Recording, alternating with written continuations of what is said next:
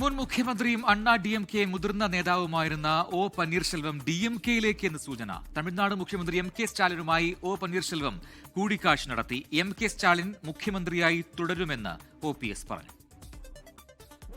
നിർണായക രാഷ്ട്രീയ മാറ്റങ്ങളാണ് തമിഴ്നാട്ടിൽ നടക്കുന്നത്. ബജറ്റ് ചർച്ചകൾക്ക് ശേഷം നിയമസഭ പിരിയുന്ന ദിവസമായിരുന്നു ഇന്ന്.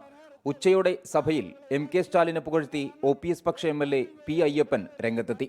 வருகின்ற தேர்தலில் மீண்டும் வெற்றி பெற்று தமிழகத்தின் முதல்வராக நமது மாண்புமிகு தலைவர் மு.க. ஸ்டாலின் அவர்கள் வர வேண்டும் என்று പിന്നാലെ OPS MK സ്റ്റാലിൻ കൂടിക്കാഴ്ച. ഉപമുഖ്യമന്ത്രി ഉദയനിധി സ്റ്റാലിനും കൂടിക്കാഴ്ചയിൽ പങ്കെടുത്തു. DMK സഖ്യം വീണ്ടും അധികാരത്തിൽ വരുമെന്നും MK സ്റ്റാലിൻ മുഖ്യമന്ത്രിയായി തുടരുമെന്നും ഒ പന്നീർശെൽവം. இன்றைக்கு இருக்கின்ற அரசியல் சூழ்நிலை கடந்த 5 ஆண்டு கால ஆட்சியினுடைய நிலை அவர்கள் இந்த நாட்டுக்கு செய்த சாதனைகள் இவையெல்லாம் மக்களுடைய மனதில் ஆழமாக பதிந்திருக்கிறது.